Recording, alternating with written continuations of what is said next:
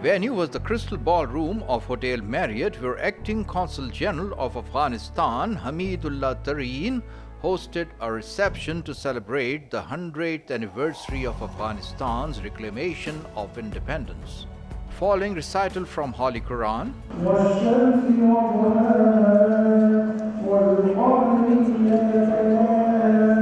and National Anthems of Afghanistan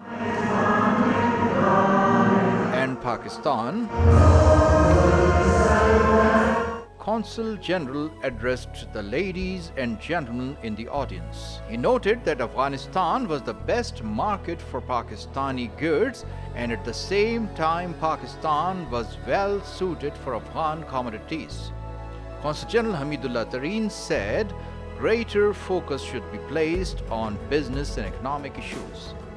Chief Guest Provincial Minister Saeed Ghani congratulated Afghan nationals on their 100th anniversary of independence. Documentary on Afghan history was screened